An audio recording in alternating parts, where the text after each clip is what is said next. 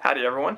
So I'm getting back on the training wagon and I wanted to share my next 6 weeks of training with you. I've got several things I want to touch on with you before I get into the specifics of those next 6 weeks of training though. So first off, I want to say that my ultimate goal is to run personal best in each of the 1500, 5K, and 10K races this outdoor track season. So just for reference, here are my current PBs in each of those races, and then here are my goals in each of those races for this outdoor season as well. So while I do have goal times for each of these races, I feel obligated to tell you that I never really train based on a goal pace in a race. So you'll never hear me going into a workout and say, I'm going to do this workout at 5K goal pace. I believe in training at current fitness level and based on effort and just doing the right things in training and hopefully getting as fit as possible for the race, and again racing based on effort rather than just a goal pace as well. And I think that's going to lead you to the best result on the day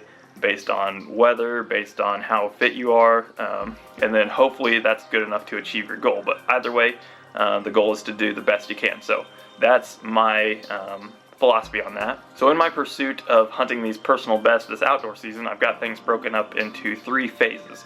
The first phase is the only one that I have planned all the specifics for right now, just because it's hard for me to plan things so far out in advance. So I'm just taking it one piece at a time and planning the training and the racing and everything. So right now only phase 1 is planned. So I'm calling phase 1 the winter break phase, just because the college that I coach at is on winter break for the next several weeks, and that's a great opportunity for me to focus more on my training and recovery while my coaching duties are at a minimum. So that's phase 1. Phase 2 I'm going to call the indoor track phase, just because our team's going to be an indoor track season.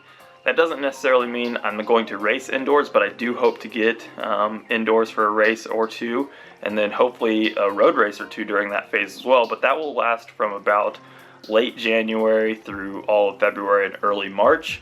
And then phase 3 is going to be the outdoor track season, which will be most of March and April, and that's where I'm actually trying to run PBs in all of those races that I mentioned before. So one more thing that I want to talk about before I get into the next 6 weeks of training is to recap the past 4 weeks since I ran an unofficial solo marathon. I think it's important for you to know that I'm not just jumping straight into this training plan that I'm going to show you, but there was a little bit of recovery after a hard effort and then a slight build up to this training as well. So if you didn't know, I ran my first marathon about 4 weeks ago, which was very unofficial. It was on dirt roads by myself, had a support crew out there, ran a little bit under 2:35, but that was just to gain experience with the distance and learn about it a little bit, because my long-term goals are in the marathon. Week 1 was completely off, no running, no cross training, no weightlifting, no anything, just complete rest.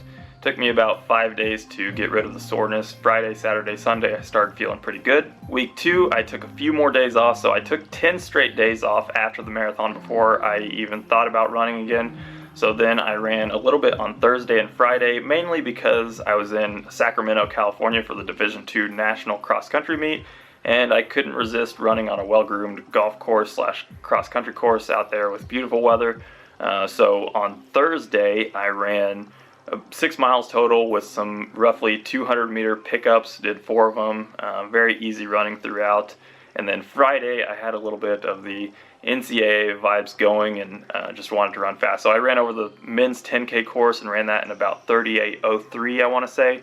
And that was about 6:07 per mile. That was a little bit harder than a moderate effort, but not quite a lactate threshold effort, but had a lot of fun with that. And then I ended up taking that Saturday, Sunday off because I wanted to focus on coaching at the competition.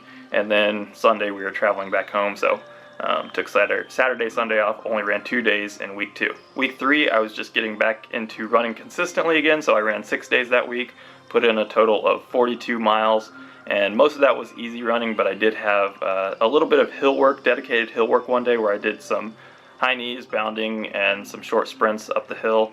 And then my long run that week was 10 miles, which I took pretty hard as well. That was a hard hilly run, and I averaged 6:05 for that 10 miler over hills. So last week was week 4, and I put in 59 miles that week in 6 days, and most of that was easy running once again. One day I did do an 8-mile moderate run. Well, 7 miles of those were moderate, around 6 flat.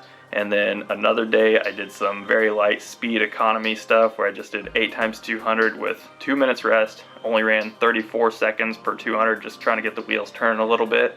and then I did a 13-mile long run at the end of the week, and that was all easy as well. So now finally, let's get into the next 6 weeks of training that I've got planned for phase 1 of my hunting personal best series. So generally the first thing I always do when I plan out my training is just to plot a mileage progression.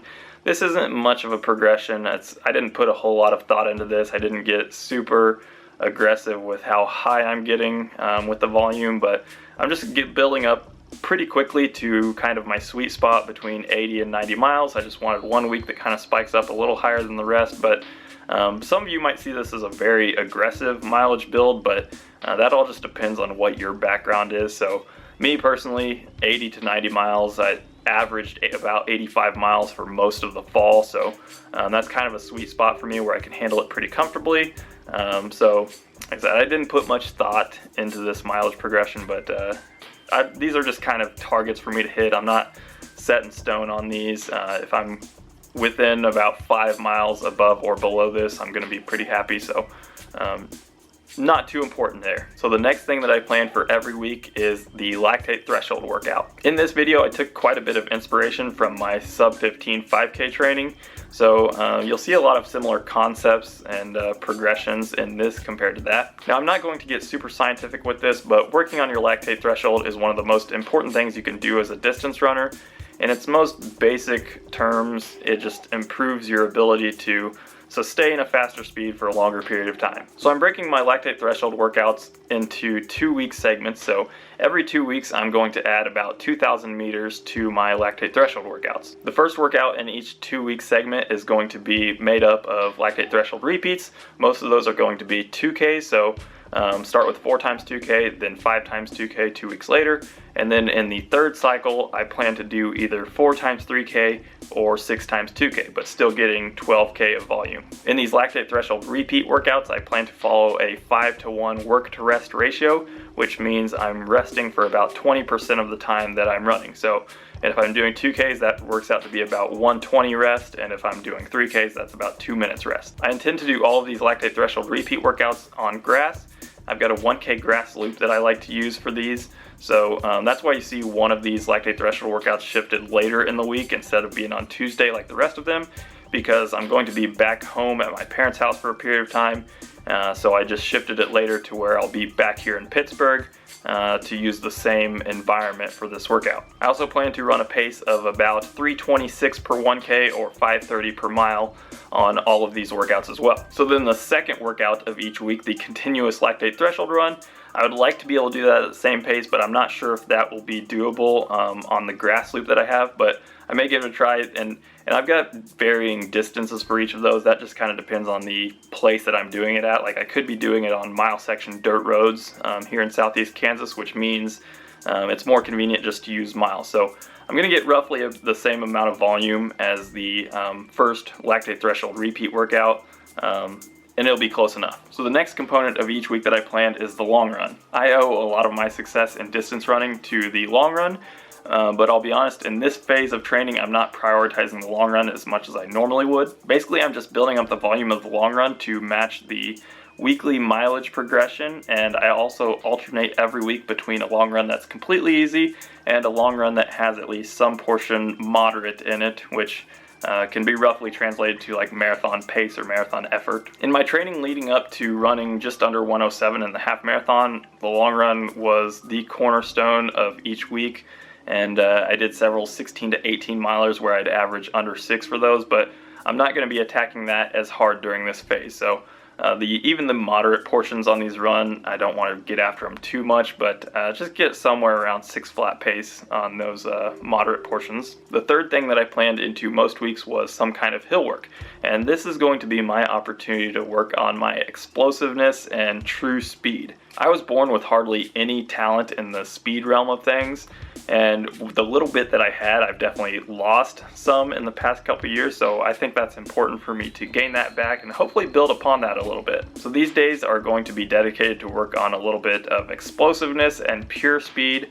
in the form of bounding, high knees, and short sprints all uphill. Now I know I'm very unspecific with what I'm doing on these days just because I list hill work on there, but this is just going to be something that I kind of plan as I go. There is also one of those days in week 4 where I'm not really working on my explosiveness, but more of a strength training hill workout where I'm planning on doing 2 sets of 10 times 200 meter uphill, where I'll jog back down for each rep within the set, and I'll take a longer rest in the middle of the 2 sets and then do it again. The last thing that I've planned for most weeks is what I will call a speed economy workout, or what I've called easy speed in the past. So for these speed economy workouts, I'm just doing reps between 200 and 300 meters, and I'm getting plenty of rest, and I'm not doing a ton of volume. I'm only doing 1 mile to 1.5 miles of volume, so it's not a super hard workout overall.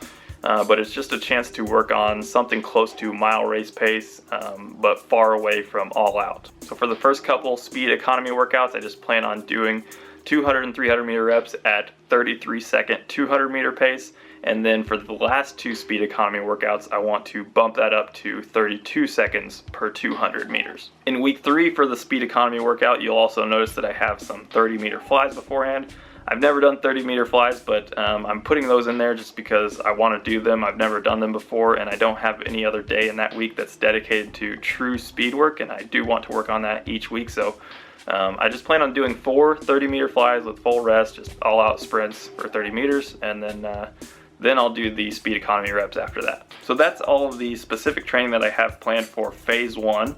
And I know some of you out there will look at this and say, well, how does that add up to that weekly mileage? Well, I don't put in the easy runs and the recovery runs in this. Basically all those blank days, it's going to be filled with easy mileage, and I just don't like to plan out everything exactly, just because a lot of factors will play into that, as far as like weather and traveling and whatnot. So Sunday evening of each night, I just kind of plot out the week of mileage in my mind, and have some doubles in the weeks as well, so it's not doing it all in singles. I may double on some of those workout days, and of course there's a warm up and cool down, so there's a lot more mileage in this plan that's not exactly shown, but I just plan that week by week. So that's all I want to talk about as far as the specifics of training go for the next 6 weeks. And there's a little bit of flexibility built into here to where I can shift some days around if the weather doesn't cooperate and I need to do something on a different day. And I'm not going to be afraid to listen to my body and omit training sessions if I need to stay healthy. So you can never take your health for granted, and you can get injured at any moment. So I'm going to do the best I can to stick to this, but I'm not going to be a slave to it either, and just make sure I do the best I can to stay healthy. So I should be able to create several training videos from the cycle, so look forward to that. Until then, I'll see you in the next video.